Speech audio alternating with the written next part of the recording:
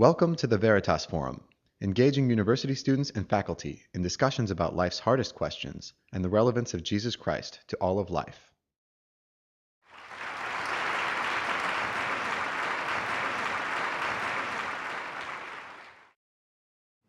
Our first question to Dr. Skeel, which is, now that we've heard your professional introductions, will you tell us a bit about your personal story and why you care about this conversation?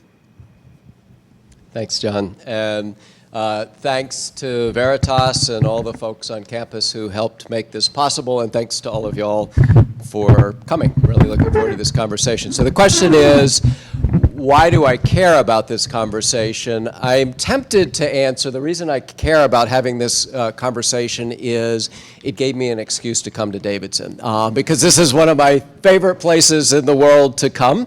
My wife and I begged our son to apply here, and he somehow managed to get in. We begged him to come. Unfortunately, he didn't, I think, because we begged him to come. But we often spend the night here when we're driving to visit my family in Georgia, and so that by itself would be a good reason to come in my book.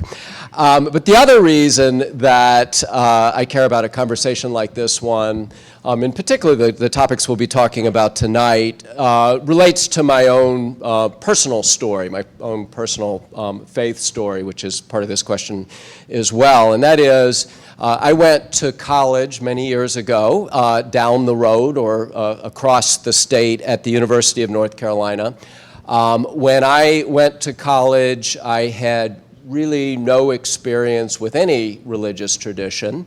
I got to college, like I think many people do, with a sense that there was something missing from my life, that there must be more to life than I had experienced to that point, and found myself in lots of conversations about the big issues of life, about religion, about politics, about all sorts of other things. Through that process, I became a Christian. I became convinced that I needed to be reconciled to God, and that the only way I could be finally reconciled to God is through Jesus, and through Jesus' sacrifice on the cross and his being raised from the dead on my behalf. So when I think about these kinds of conversations, I think about thinking about the big issues of life. And one of the things that has struck me, being in academia, not in a college setting, but in a law school setting for 24 years now, is that it seems to me that it's harder to have these conversations than it used to be. And I can think of a couple reasons why that is. That I think you all, and I'm speaking mostly obviously to the folks who are in college, who's about 60% of you all here probably.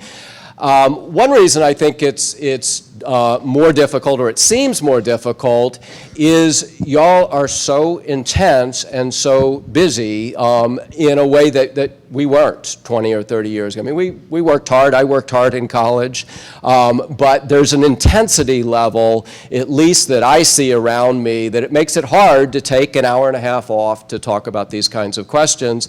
I also think we find it more difficult to have honest conversations about difficult issues. You pick your hot button issue, abortion, affirmative action, gay rights. My students in my classes, it's really hard to get them to talk about those issues because they are afraid. They're afraid it's not safe to articulate the view that doesn't seem to be the consensus view. So one reason I care about a conversation like this one is I think it's hugely important, and I think it's hard to have. So any opportunity to have it, I think, is a good thing.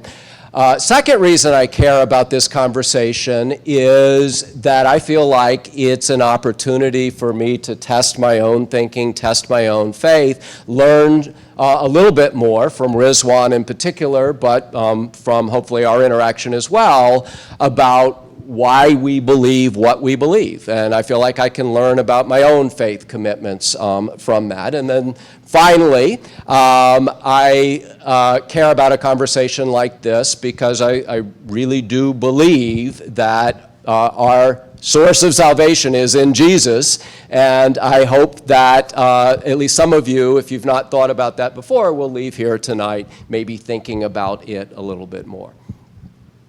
Thank you.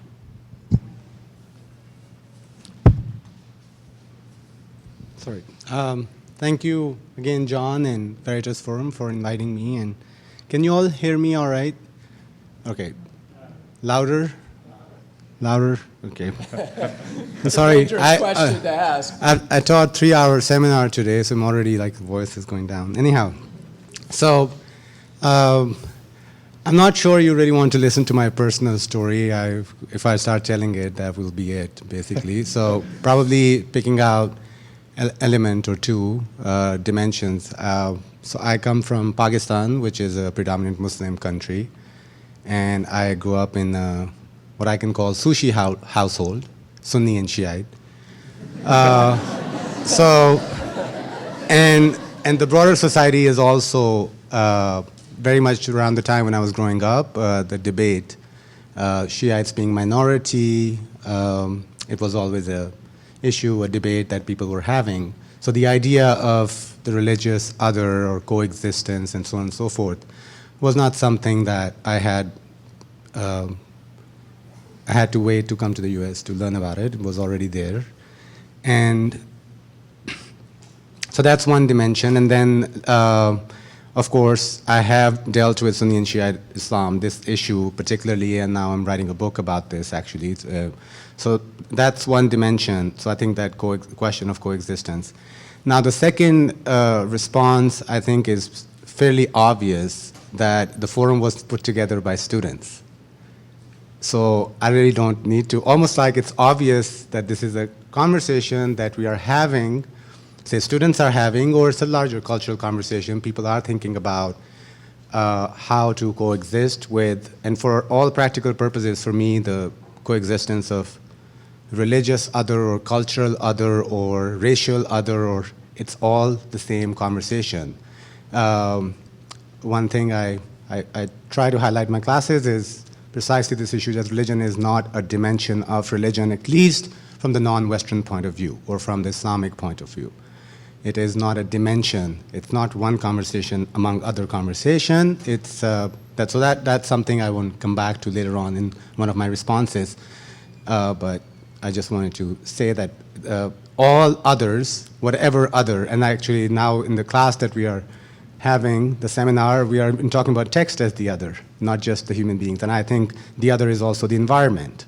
It's not just human other, but also non-human other is also a concern. And the question of coexistence with the non-human other should also be on the table. So does that answer the question? Okay. Yeah. Thank you. The second prepared question is, what do you think coexisting and tolerance mean? How does that relate to truth? And what is the ultimate good here? So when I was looking at this question, it reminded me of the bumper sticker that we've probably all seen that says coexist, and it has Islam and Christianity, or I guess it has symbols of various religions, and says coexist. And I think one of the things that bumper sticker is meant to suggest is that we shouldn't be killing each other in the name of religion and other worldviews, and I agree with that completely. I sometimes suspect that another point of the bumper sticker is that all these different sets of ideas are interchangeable, and we should just treat them as somehow equivalent. A sentiment with which I don't agree at all. I think different worldviews are not the same, and they are often not consistent with one another. One can't be true, and another also true. It seems to me that a common intuition a lot of people in this country have, sort of related to that bumper sticker, is that what tolerance is and what we should aspire to is a kind of dispassionate perspective on other views, or a disinterested view on perspective on other views. on the one hand, and on the other hand, that if we probe other views and ask tough questions and respond a little bit more critically, that's judgmental and that's problematic. It seems to me that that's exactly the opposite of the way we should think about these issues, that when we treat other views with indifference, we're really not taking them seriously, and that if you're respectfully probing other views, asking questions, answering questions about your own views, that's what tolerance ought to look like. Sort of related to this idea of indifference, one of the main views, at least in my world, and I suspect it's true here as well, the kind of standard view is and the kind of the sophisticated view is that all of these different religions and worldviews, particularly religions like Christianity or Islam or Judaism, none of them are true. They're all relatively consistent with one another.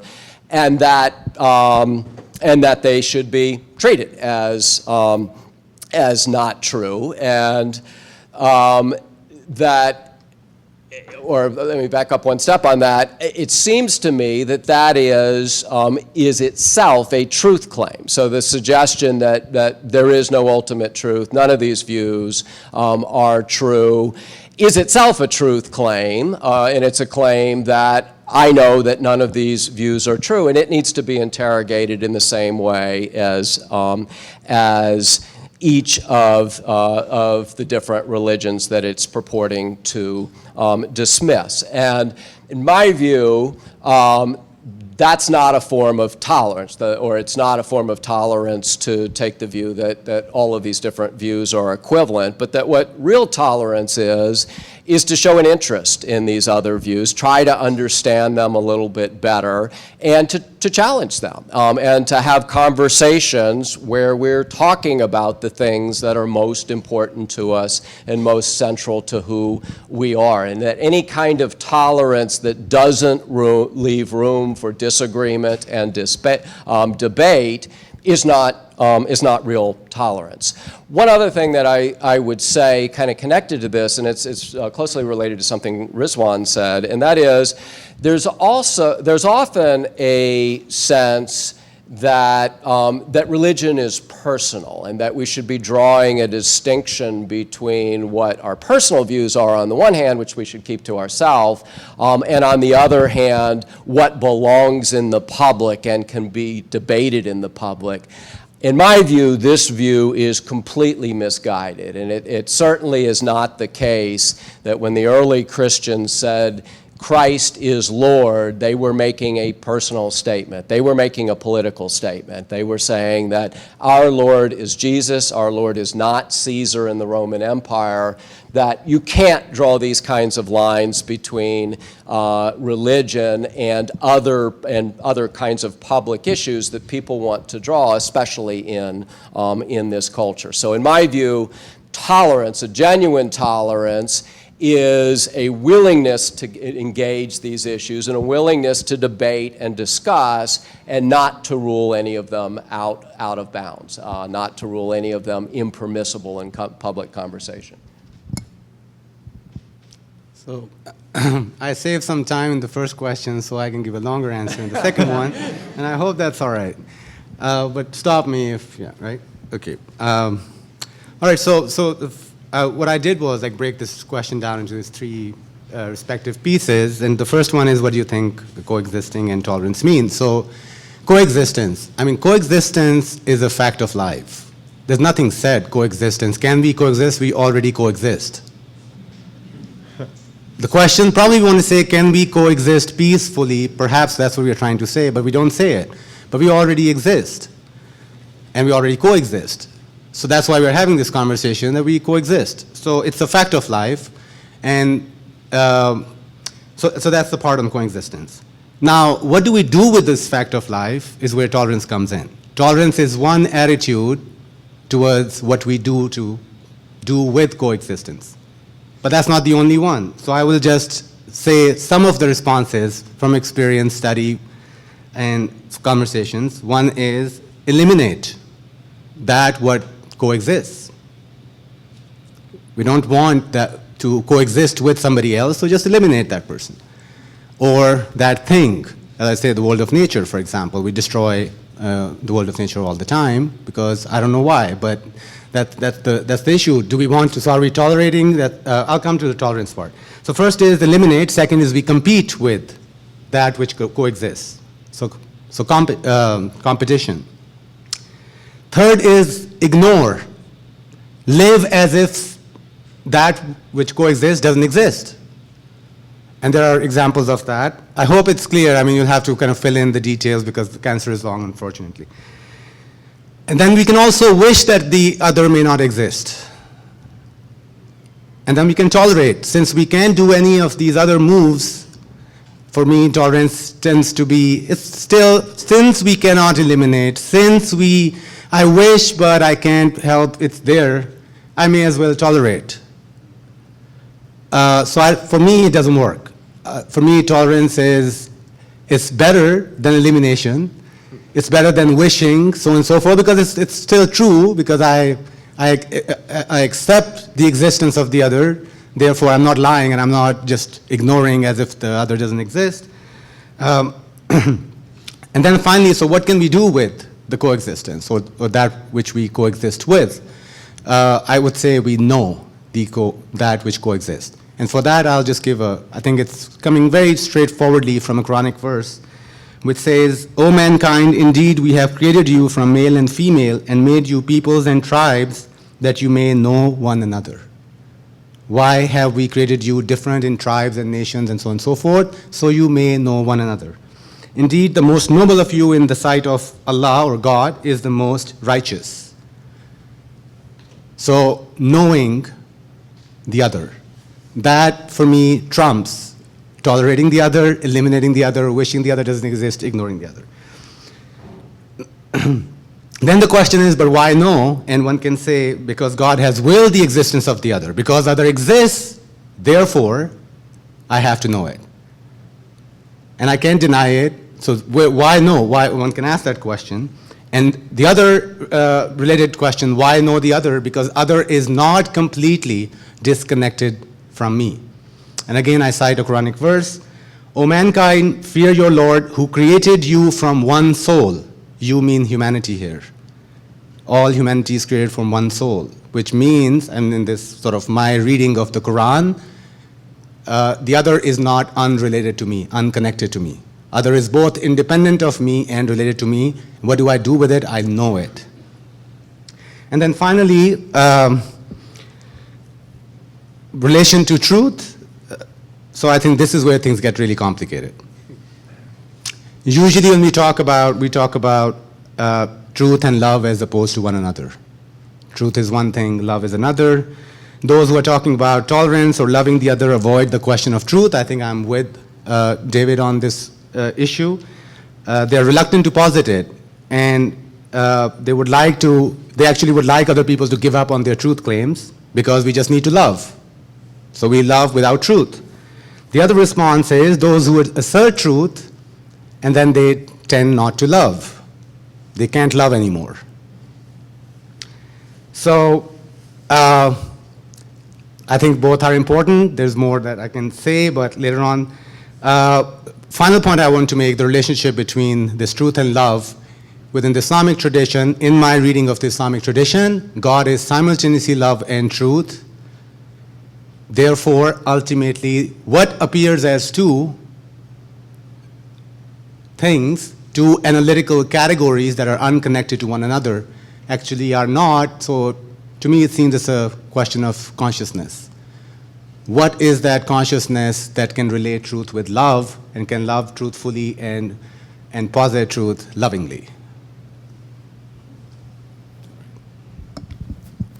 Are there any clarifying questions? I did want to ask a clarifying question. Thanks for the opportunity. So my question is, drawing on your experience both in Pakistan and the United States, you've talked about the importance of knowing one another, not just tolerating.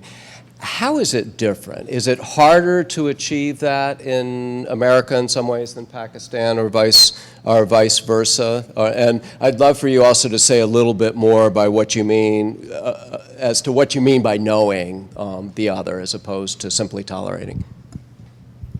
I mean, human beings are human beings everywhere, so I don't think it, in my experience, it's more who you are dealing with.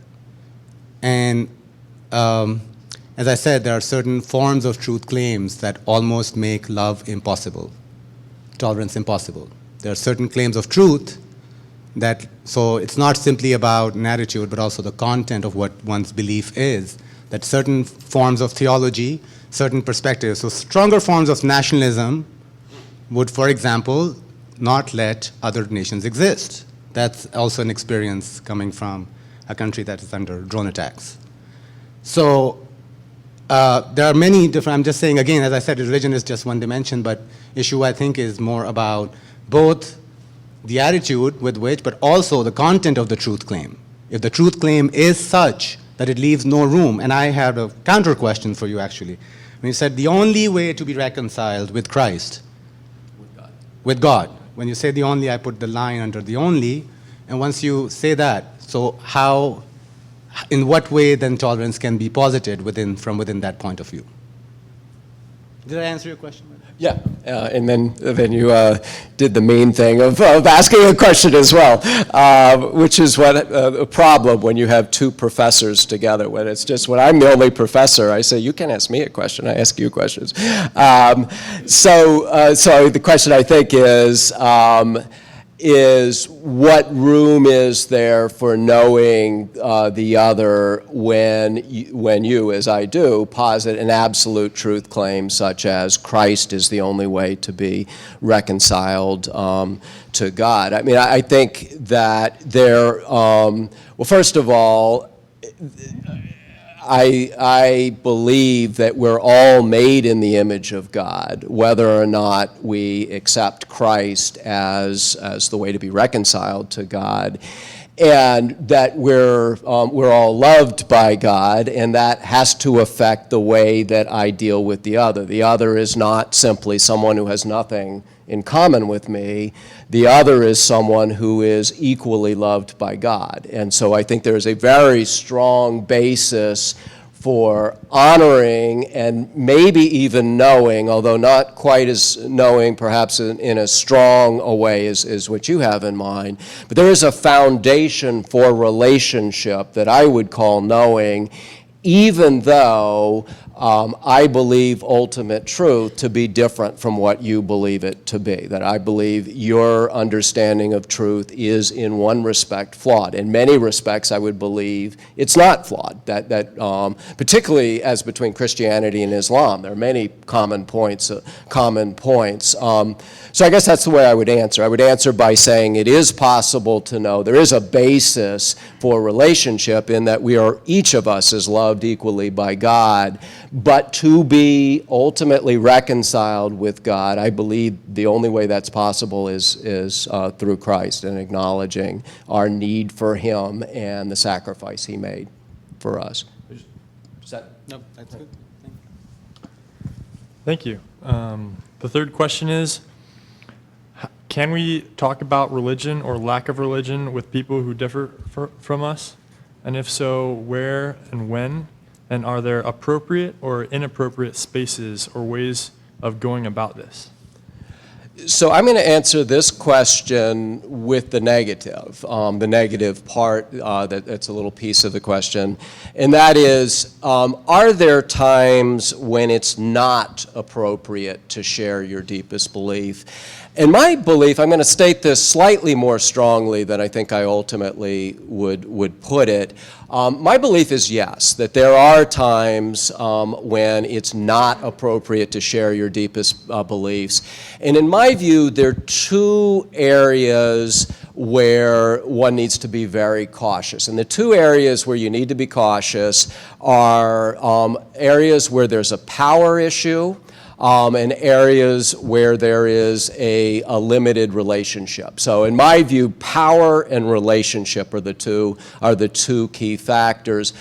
By power, what I have in mind, for instance of it, and this actually goes to my answer to the question, why do I care about a conversation like this one? When I'm teaching bankruptcy law or corporate law to my students at Penn Law School, I don't talk explicitly about my faith. I am in the classroom, there's a power relationship. I have a certain amount, for a short period of time, I have a certain amount of power over my students, and so I personally feel that in that kind of a context, I need to be very, very careful about articulating my views, how I articulate them, and not just about religion, but about political issues, and other kinds of issues as well, because I need to be mindful of that power dynamic. I'm not saying it's never appropriate to talk about my deepest views in a class. I am saying I need to be very, very careful. I think it's very important that my students not have the idea that there are several classes of students, the ones who agree with me on certain issues and the ones that don't. And so one of the things that I really appreciate about a forum like this one is I feel that I don't have any power over y'all, and so I can tell you everything I believe and everything that I think, and I think it's appropriate for me to do it. The second issue, in my view, is relationship. If I am in a very close relationship with someone, and this kind of relates to something Rizwan said as well, I feel like I can really probe their beliefs and I can challenge them on things. If I don't know you very well, I don't really feel like I have the basis or the foundation for doing that, and I don't think that I should. And so I don't think you can say in the abstract, it always is or it always isn't appropriate to share my deepest beliefs. I think you really do have to take into account the context. And the two key issues for me are that the power issue is really important and the relationship issue is really important. And one of the bottom lines of that is relationship is key. You know, if you care about sharing your views about the world, you're going to be in a much better position if you have real relationships with people, the kind of relationships that Rizwan was talking about, where you really do know one another on some deep level. All right, so again, I'll save 2 minutes from my fourth question and use this space. All right, thank you. We're going to be up to an hour. I'm sorry. No, I don't know how long I took in the last one. You're fine. Okay.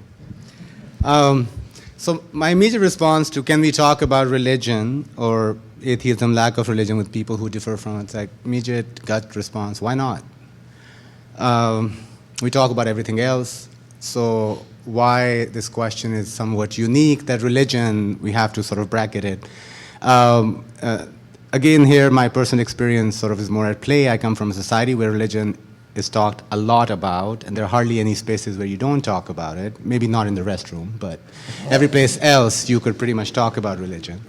So it sort of has baffled me all throughout. Even the classroom setting, I see students are very reluctant to speak about it. I've even talked to the chaplain many times that what's this reluctance, where it comes from. So I'm happy to be culturally ignorant about this and continue to force this conversation out of students. I think for me this question really boils down to it's not really about can we or can we not, but how do we talk about religion? And there again, I try to think of a sort of a typology, but before that, there's a very important principle in Muslim religious life, the significance of intention. Almost an act, whatever we do in our lives, fundamentally it's good or bad because of the intention that precedes it. So what's my intention when I'm talking about religion? And then there could be multiple intentions. For example, commonly when people think about, I think where this question is coming from, someone is saving someone, which sometimes could be I am saving myself by saving someone else. So I'm saving myself, if that's my intention, if I'm trying to save the other, is that my intention? There could also be persuading other to my point of view. A question still needs to be asked why someone needs to be persuaded of my point of view. It's not readily obvious to me. What's my intention? If I go around and just walking on the street and pick someone and just start talking and start persuading that person of some point of view that I have, what's the point? Why I'm doing that? And then also understanding the other. Understanding the other can be a function sometimes of, so I could destroy the other. Know your enemy, so you could eliminate your enemy. Because understanding doesn't do it either, for me. And then the knowing in the sense that I'm talking about, and I said it's friendship and intimacy, which is different. The intention here is different, which is, I think, what kind of agenda. Other conversations to me seem like more like agendas at different levels. And I don't think agenda is a good thing in a religious conversation. I think it's not a good thing in any conversation, generally, but I think in having a very clear agenda of what I want. So intention, I think, for me, and this is a very clear Islamic principle, before every prayer, everything Muslims do, they have to make an intention, of course. Whether they live it or not, or they forget about it 5 minutes later, that's an entirely different story, but the idea of a clear intention. Now, so if whatever I've said before, it's somewhat clear and you still remember, then I think what I'm suggesting is that there has to be a commitment to truth at the level of this conversation between me and the other person. Commitment to truth, seeking truth. If we are not seeking truth together, then, which would mean speaking with honesty and sincerity, that's what I mean. It's all about the performance. What should happen in the performance? That's more important for me than spaces and what are appropriate spaces and what are inappropriate spaces. Sincerity and honesty. I have to be sincere and honest. I owe it to the other person. And then at the level of, as I said, and properly honoring the existence of the other. Properly honoring the existence of other. That should underlie that conversation. And then secondly, I said commitment to love at the level of conversation, which means patience and generosity, charity, listening well. I have been in many such conversations. I think all of us have experiences in which the person is talking to us but is not really interested in hearing or listening. Where would that come from? Lack of charity, lack of generosity. So at the level of this conversation, I think this virtue, I think this is if it be a virtuous, I'm using, intentionally religious language here, that virtues of generosity, charity, which would amount to listening well. Listen. And then it can become a conversation. Otherwise, not really a conversation, it's a monologue. Many dialogues, in the name of dialogues, turn out to be monologues. So, finally, just a final point, so I'm basically suggesting that at the level of, when it's pursuit of truth, there is no charity. Someone says 2 + 2 is 5, and I say, yeah, sure, of course, I love you. Therefore, 2 + 2 is 5, and I don't want to disrespect you. Doesn't make any sense. So there cannot be charity in truth-seeking, but there cannot be pride or arrogance in love. So in the performance has to be with love, whereas positing of truth has to be with honesty and sincerity. So the level of commitment with the principles and the level of performing it when you are with the other and having a conversation. I don't know if it was clear. I tried my best, but I think I'm out of time already.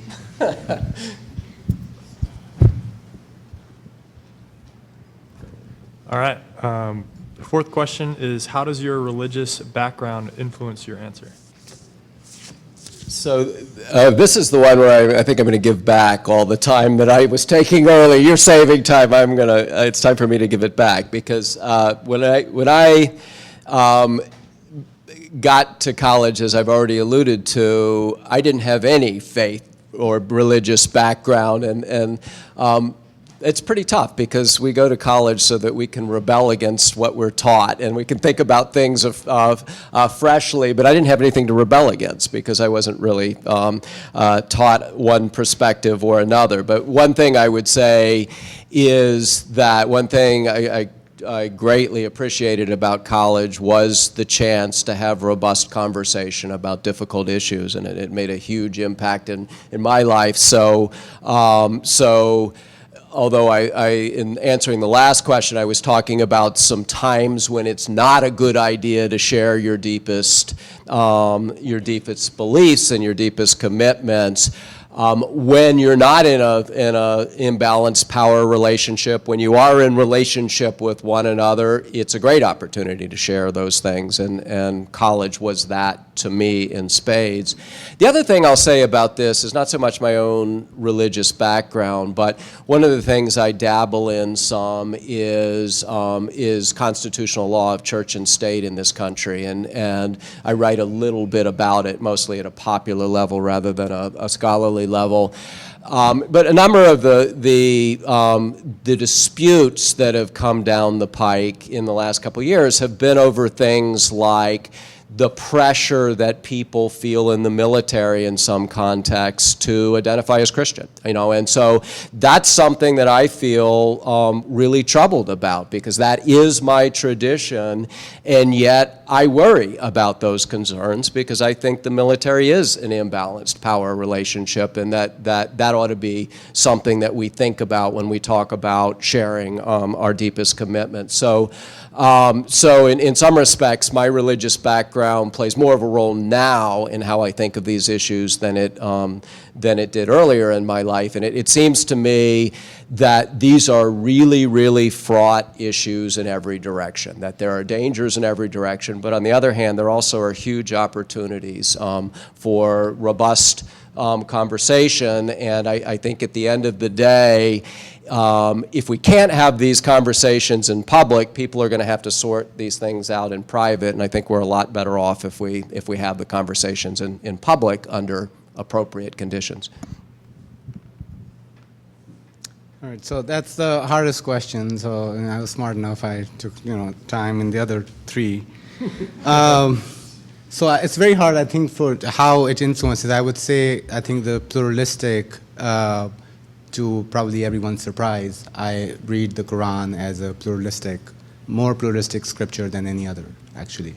Quran openly speaks about other religious community quite clearly. It already is a pluralistic universe. And so that's one, I would say, my scripture tradition, on the one hand. Reflection and study of not just scripture, but also the tradition, intellectual tradition, philosophical tradition, mystical tradition. I would say my religious practice plays a role in it. Life experience plays a role in it. I think that insights from deep reflections of Muslim thinkers, exegetes, philosophers, mystics, scholars generally. And most importantly, I would say my teachers and role models. I have had many people who have embodied this objectivity in relation to the truth and charity in relation to love when it comes to positing it in relating to others. And that, more than anything else, I think has done it, or my interest, or it informs me and continues to inspire me in some ways, that complete objectivity, almost surrender to the truth. One names of God is the truth, and Islam means surrender. So you surrender to the truth in a sense, not just God, but it's like, no, there is no bias in the face of truth, and one has to be totally honest. But then in conducting life, it's with love, which is, again, God is also love. So again, I think but for some people, demonstrating it for me, that has really made a huge impact. So does that answer the question? Yeah. Okay. Can I just ask, I'll ask a follow-on question, which is sort of going in a different direction. Given that there's so much discussion of Islam in our papers in this country, and the association of Islam with violence and things of that sort, do you feel a personal obligation to correct misunderstandings, or sort of how do you interact with what you see in this country well, I'll just leave it there.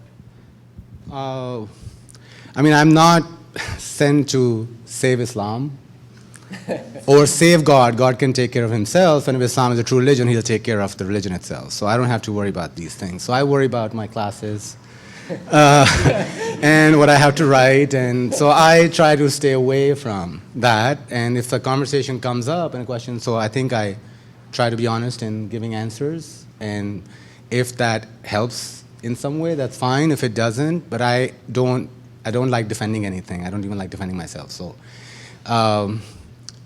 because a lot of times, it's to save someone, Anyhow, I don't want to talk politics here. So basically, I would say I don't take that role. It's a kind of a role I think some Muslims assume, and I'm so glad they assume it. Good for them, but not my cup of tea. To which I'll only say it's not hard to guess which one of us is the law professor and which one of us is the religion professor. That answer. Don't defend yourself? Where did you go to school? Great. Well, now we're going to open up the floor to you all. And so my good friend Amir has a portable mic. And if anyone has a question for either of the professors, looks like you have one.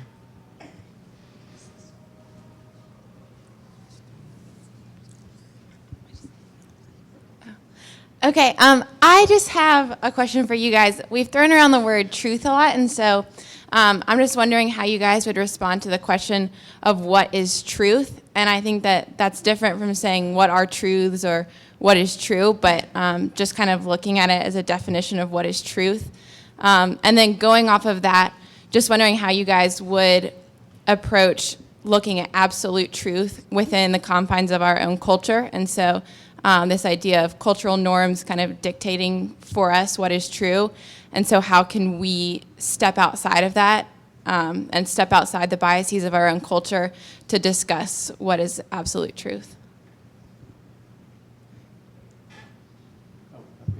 I was waiting for that, Mike. I guess, should I start? That's a great and very difficult, a very large question, I guess is what I should say. So what is truth?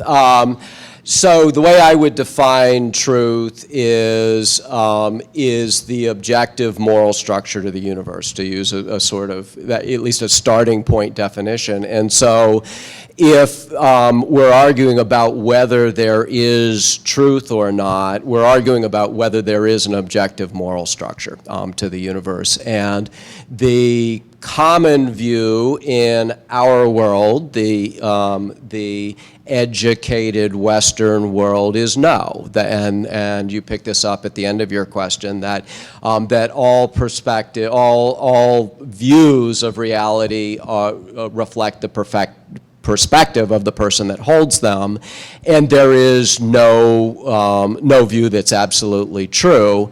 The irony about that, I think there is some truth to the fact that our views do reflect our perspectives, but the people who say it's all a bunch of perspectives and there is no objective truth are sort of sidestepping their own standard. They're assuming they're standing somewhere where they can tell us what is and isn't true, and what is and isn't true is that none of your views are true. My view is true.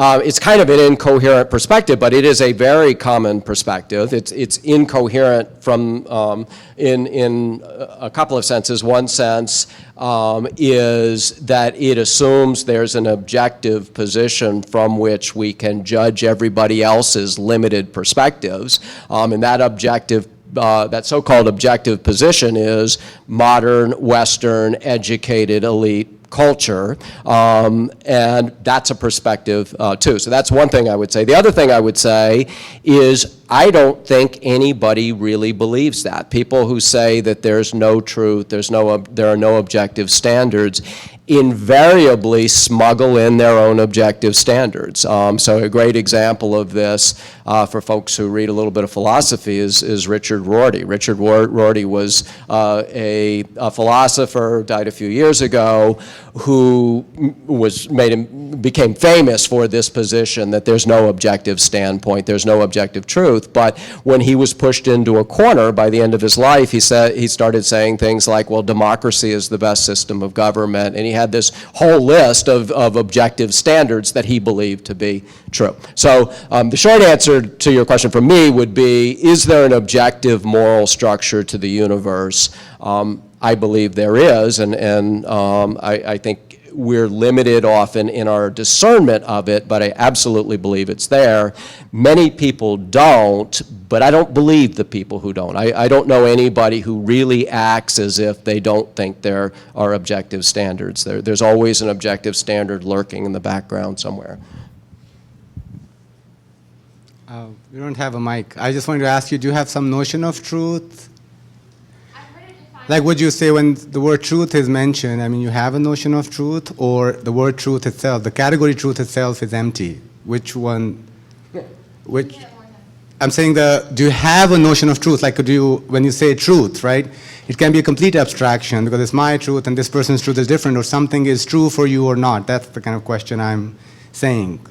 So I'm just kind of speaking to if you're defining it objectively. So I've heard it defined as truth is what is useful for you, or truth is what's All right. internally so consistent. I would say that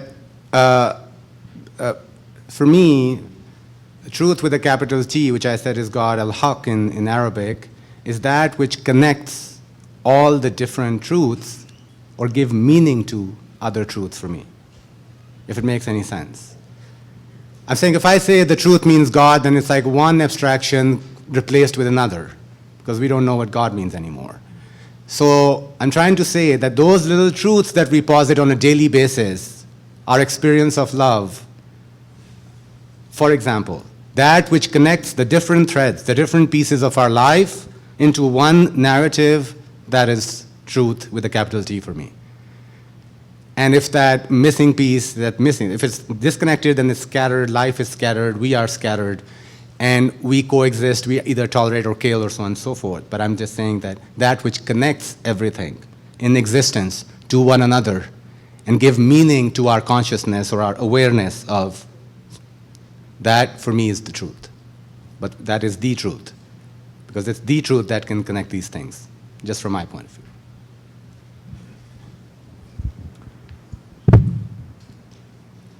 Okay, this is a question for Dr. Skeel.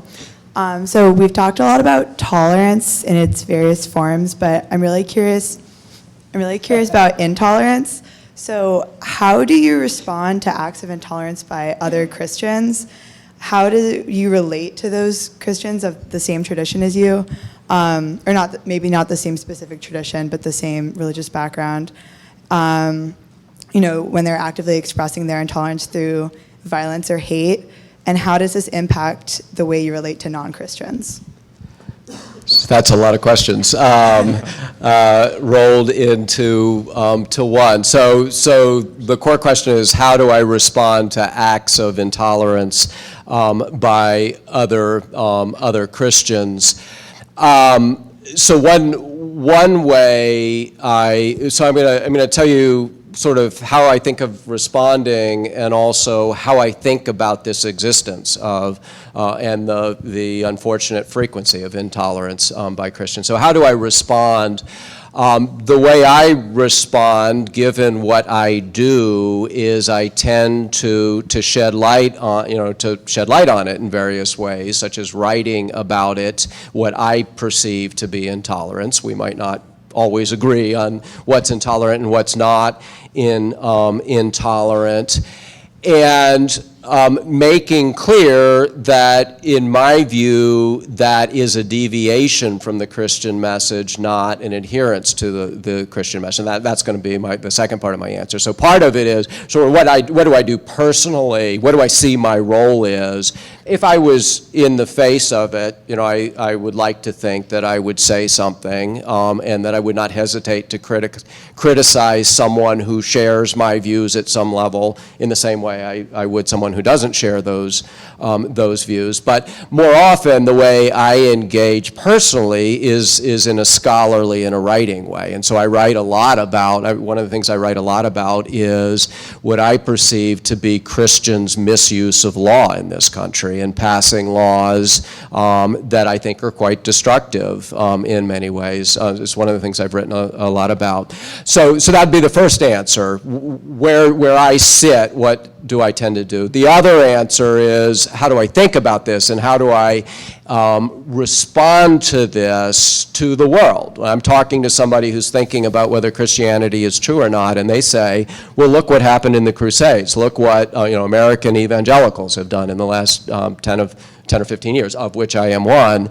And what I say is, go look at Christian scripture and ask the question, is what they're doing consistent with Christian scripture, or is it at odds with Christian scripture? And I could, in some things I've written, I quote some of those wonderful stories of people making that point much more clearly than I do. But one of the really powerful things about Christianity to me is it is self-correcting. That if you, almost always, when you look at intolerance, and you look at Scripture, there is not justification for the intolerance in Scripture. Jesus was not intolerant.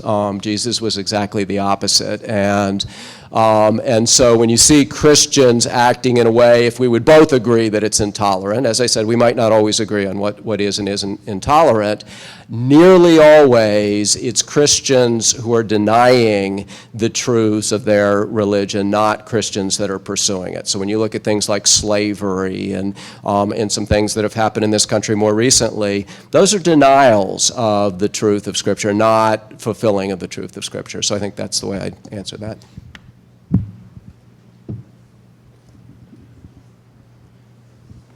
I grew up in South Korea, and historically Confucianism and Buddhism have woven together to form the cultural ethos. And when Christianity was introduced in early 20th century, it was met with great resistance, a lot of persecution of Christian missionaries. And in contrast, in the United States, based on my limited observations, I feel like as Christianity has retreated from the main spotlight, there has been increased demands for tolerance. So I guess from both of your perspectives, how does, religion's role in the culture relate to, tolerance or discussions on tolerance? So I'll start out asking, I'll try to be briefer, so Rizwan, we'll have more time to talk. There are lots of ways one could go with this question, I think, but, and I may not be answering your question directly, so feel free to come back after Rizwan answers. But one thing that I'm really struck by in this country on the theme of tolerance is, and this is going to point me in an optimistic direction, uncharacteristically, is that who the majority is, who's in power and who's not power, varies dramatically depending on where you are. So when I'm in a law school setting, someone who is is devout about their religion is a minority. Someone who is politically conservative is a minority. Someone who is a sexual minority is in power. In my law school world, if you go 50 miles away from my law school, all of that flips. So the people who are in power are conservatives, sexual minorities are very much not in power. Often many people are Christian, depending on what state you go out into. And so one of the really interesting things about this country is the power dynamics are really dramatically different from one place to another. So Jews are 2 or 3% of the population, but in some counties outside of New York City, they're 60% of the 50 or 60% of the population. And I actually think that's a good thing, because at least to the extent we move through different realms, we're likely to be in positions of power at some times and in positions of weakness at others. And I think it makes it more likely that we will appreciate the other and that we will be more tolerant. Now there's some negative things you could point to. You could talk about as at times which Protestant Christians have been in power in this country, they've been fairly oppressive in the way they've used the power. That's less true now, and so you might have less of that. But that's a different set of issues. So that's just one take on that, and I may have others. Rizwan probably has some. I'm sorry, I probably did not understand your question. Could you say it again? I'm very sorry. So I guess just to use Dr. Skeel's terms, how does power dynamic affect tolerance? Yeah, Culture? I think the sensitivity to power is really crucial. It seems to me that sometimes why in a particular location, particular social, cultural context, religious discourse, sometimes religion, is exercising power. For example, say in the South, generally is associated with a strong Christianity, a context, intellectual context like this. Their religion be on the retreat, and some other perspectives, secular perspectives, for example, will dominate. So for me, I think that power deciding power becoming the final, sort of having the final word in what is tolerated or what is not, is kind of dangerous. So that a particular perspective is simply out there because it's majority, because it's a majority perspective. I think that doesn't sit well with me.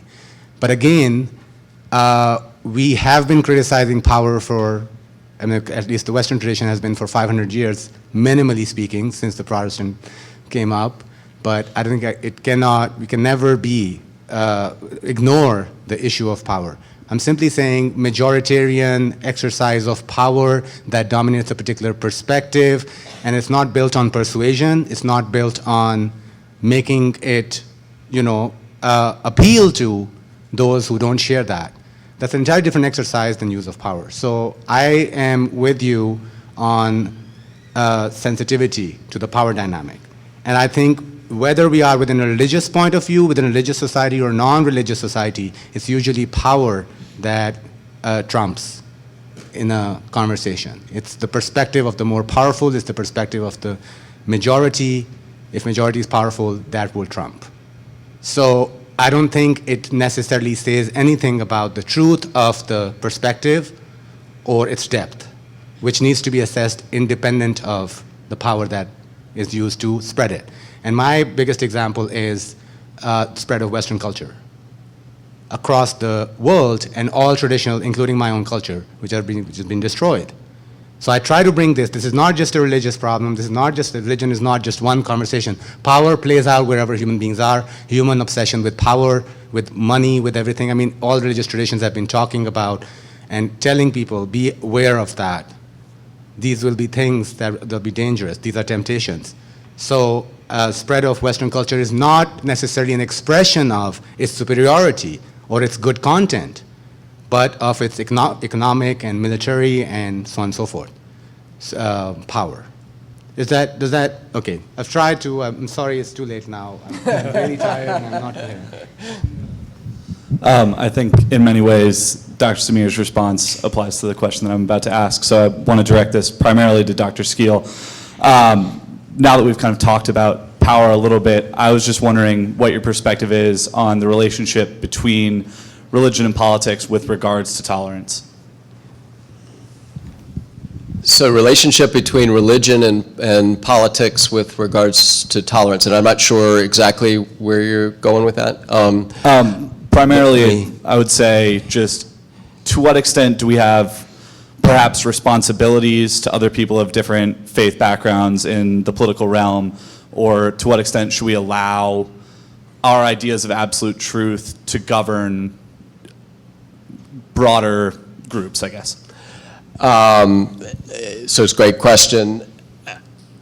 I think there's a theoretical answer and a practical difference, a practical difficulty, and Rizwan has I think described the practical difficulty, which is there aren't lots and lots of historical examples of groups that have power not wielding it to coerce folks who have different views. So as a practical matter, it's very difficult to counter that, and humanly speaking, maybe impossible to counter it, because we have an instinct and a desire to exercise our power, and that usually means compelling people to believe what we believe and to do what we do. So what do we do about that? I think it's difficult, but one thing I'll say about Christianity, one of the things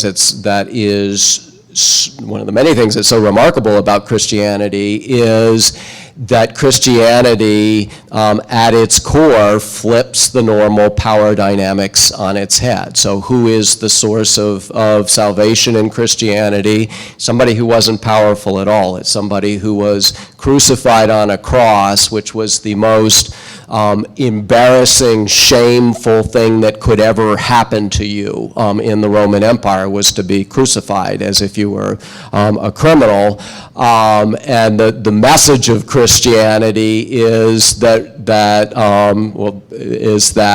real power is power that's exercised through weakness, not through strength. And so what I would say is Christianity provides the resources, I believe, for battling that tendency to exercise power, but I think it's very, very, very difficult. And historically, even when Christian groups have power, they have tended not to exercise it, or they've tended to exercise it in a coercive way. The only thing that I'll say, kind of in defense of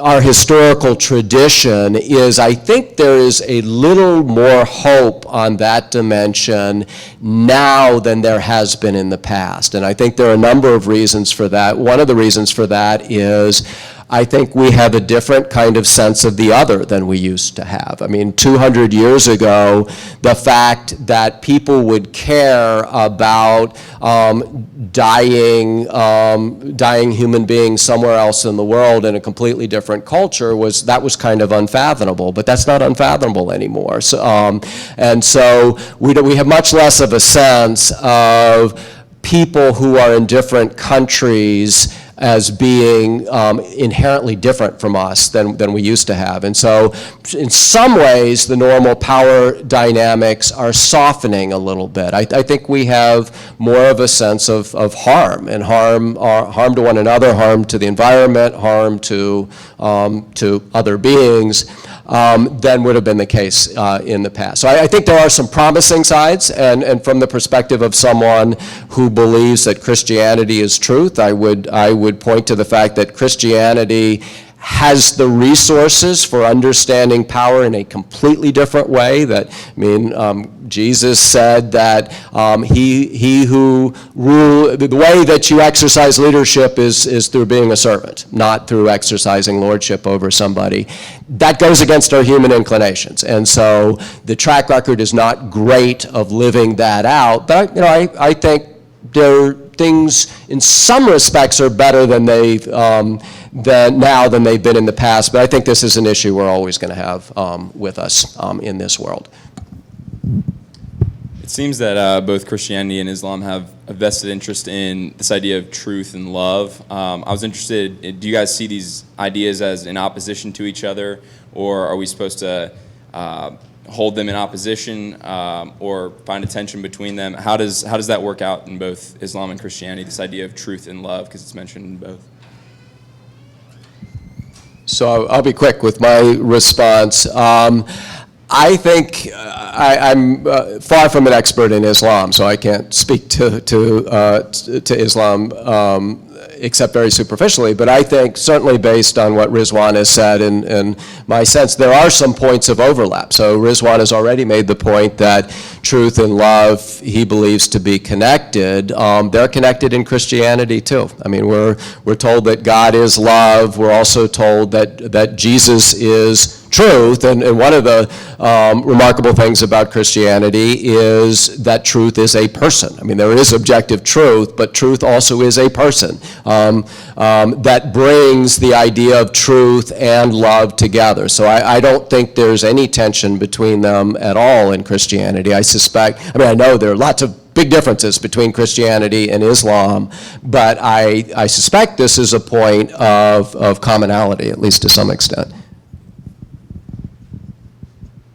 All right, so I would say that I don't have a straightforward answer to that question.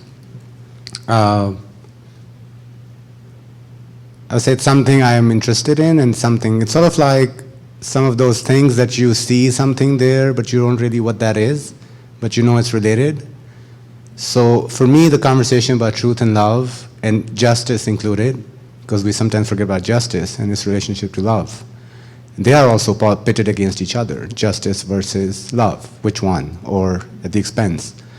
And since you're around, we can talk more about it at a longer length, but I would simply say, I was saying that kind of distance place where I'm trying to see what perhaps is going on.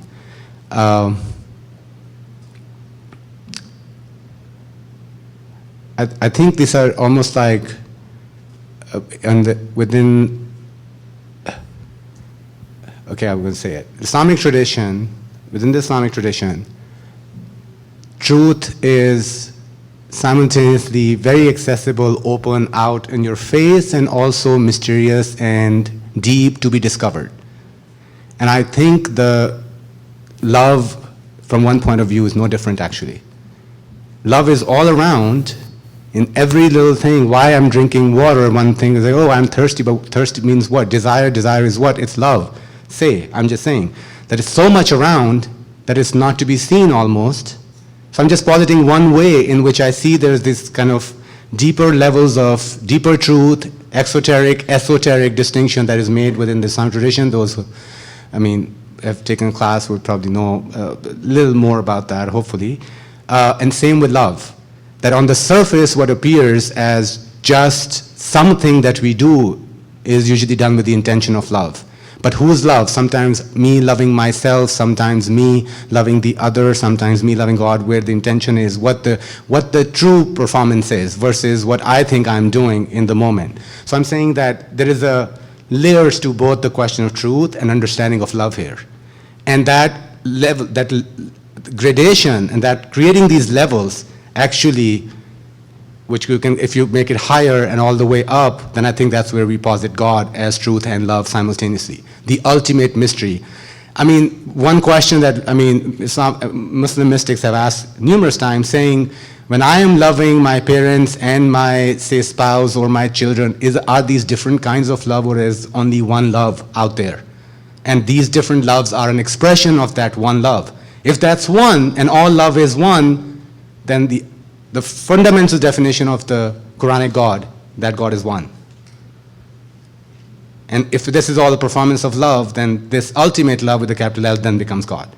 That's why I don't like talking about God, because God is the most mysterious character now, and there's such a strong reaction to this term now, on all ends. People react to the word God. It's like, no, truth is better, love is better.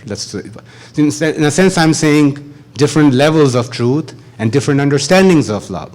And I think it's a process, but what I am saying as someone who believes in the scripture and the tradition is that they have been posited to me, revealed, the revelation that has come and the teachings that have come down, they posit the two as one. Truth and love are not too disconnected. That's why I say there has to be objectivity in this pursuit. How are they one? I take that claim seriously, and I try to understand it. But I don't have an answer for you. I'm sorry. So many ways of avoiding. That's a pretty good non-answer answer. Forgive me if this question is a little bit unclear when I say it. I'm trying. As a person who is interested both in teaching and in writing seriously about things not necessarily religious, but coming from a particular religious faith myself, I'm just thinking about the idea that when both of you teach and when both of you write, you're approaching issues and approaching readings from a particular background, and I think no matter what, there is a sense in which when you settle on a reading or when you propose an idea, it is informed by what you believe in. I think when you take, corporate law or something like that, you're going to come at it from a particular religious background. But at the same time, even if you got 6 Christians, 6 members of your church, they might read that corporate law differently from how you do. But I think in scholarly or academic writing, there sometimes feels like there's a pressure when that writing does come from something in a heart or like some sort of passion, some sort of background or faith. There's always a little bit of pressure to change that perspective, or the person who's going to show up and say, well, maybe you should think about it like this, maybe you should think about it like this, and sometimes that pressure becomes counteracted in your own heart with an even deeper belief that maybe the perspective you're taking is something that you feel really strongly about because it's connected to something that's greater. I'm wondering if either of you have experience with maybe pushback from the way even that you're reading your particular text from people within your own faith community or outside your faith community, and how you reconcile that with your own professional careers. Sorry, that was long. Yeah, well, it's a great question. So as I usually do, I'll answer it in a couple different ways. One way I would answer the question, have I ever gotten pushback in stuff that I've written? The answer is absolutely yes. Particularly, I mean, you get pushback with almost everything you write in one form or another. But in my writing about Christianity and law, I've gotten direct pushback, and I've gotten pushback in particular from fellow Christians. I've written along the lines of some things I've already alluded to about what I believe is loving the law too much. You know, I believe that American Christians think that the law, they put too high a priority on the law and too low a priority on changing people's hearts. And I've written some things along these lines and been battered by fellow Christians. I have several times been on panels where the panel was roast Skeel. You know, it was usually I wasn't told in advance, but there was a panel. You know, this is outrageous. So much so that at one of them I decided I was not going to open my mouth, if you can believe that, after what you've heard over the last hour, because I was so mad. So yeah, I've gotten some pushback, and when you get pushback of any kind, I think it's important to think about it and think about whether there's something to that pushback. And in this particular case, I thought there were things that I ought to change a little bit about my arguments, but I felt like the underlying arguments were sound, and I stuck to my guns on them. So that's one way. I mean, sometimes you just do get pushback, and there sometimes is a sense that we ought to circle the wagon. So if I'm a Christian, I shouldn't criticize what other Christians have written, or if I was a Muslim, you know, I might feel the same way with fellow Muslims. I think that's really the wrong way to think about the intellectual pursuit. If we're really searching for truth and our perspectives are partial, we got to be able to disagree with each other. We've got to be secure enough in our faith that we can disagree with each other. So that's one answer. The other answer that I'll give is another kind of pushback. And the other kind of pushback, which I struggle with more, is there are scholarly norms for what is a successful writing and what's not a successful writing. And what's a successful writing is something, in my world, in the legal scholarship world, is something that says everybody else is dumb, and here's how we ought to reconfigure the law to solve every problem that we could think of. And there's a really strong pressure to make it new, you know, to come up with some argument that says everybody else was wrong and here's the new solution, when that's not always the best solution or the best way to pursue truth. And I feel more of a pressure there with my writing to not overclaim for the writing, not to change my views just because I can come up with something radical sounding that might be successful as an article. So that's where I feel those pressures more. It's the subtle stuff. I mean, when you yell at me at my face, I can defend myself. But the subtle pressure that's building on me when I'm thinking alone in my study, that's harder to counteract. So I may be misinterpreting your question a little bit, but if I don't answer it, then I'm sorry, I'm going slow, increasingly slower. So I would say, I think, I don't know if your question was more about teaching or more about scholarship, or both, either one. I was just, in the previous question, I did talk about the power dynamic. And I said power dynamic tends to be the same everywhere. So now, within the academic setting, within the discipline I am, certain perspectives, certain conversations are there, not necessarily they exercise power, not necessarily because they are superior or more interesting or more fascinating, but they just have power, and then you have to put up with it. You have to do something about that. That's on the experience, meaning being on the receiving end of it.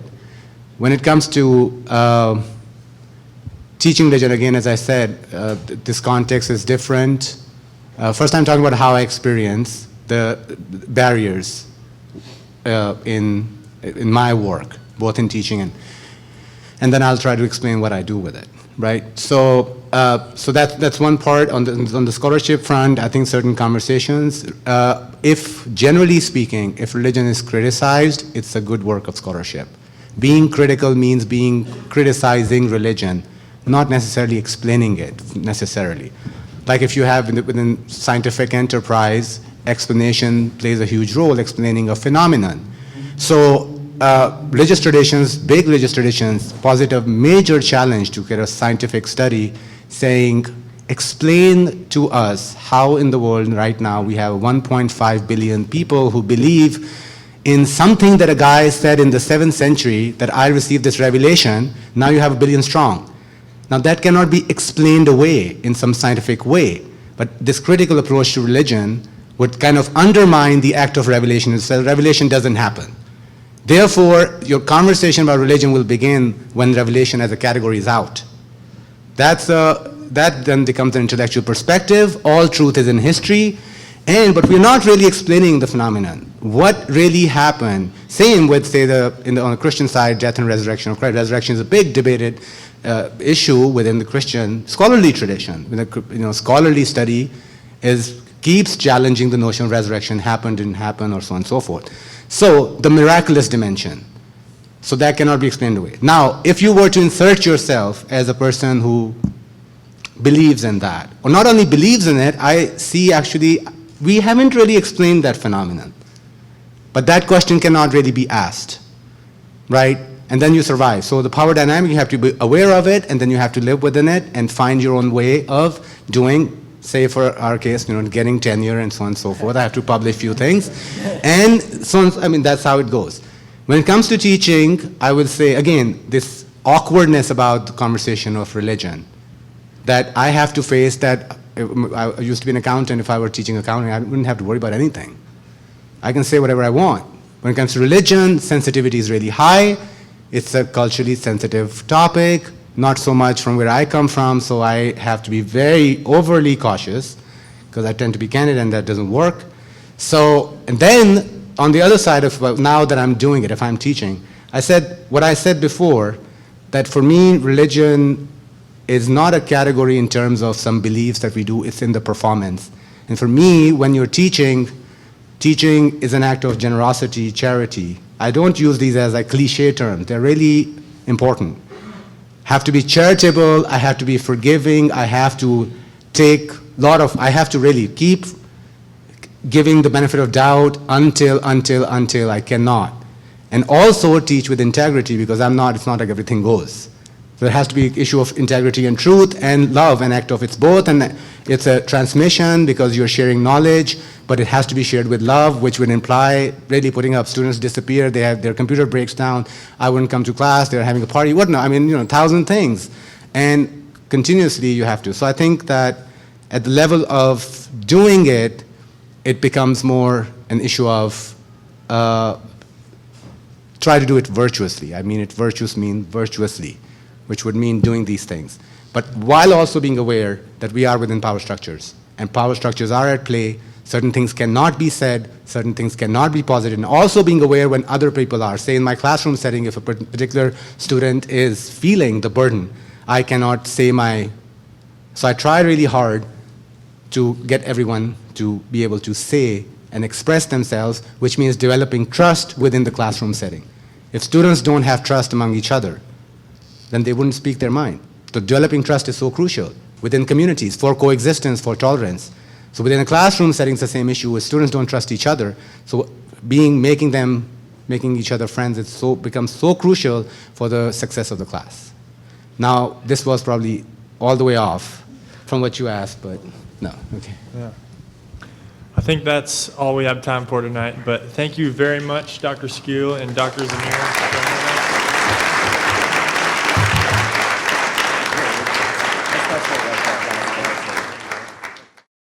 For more information about the Veritas Forum, including additional recordings and a calendar of upcoming events, please visit our website at veritas.org.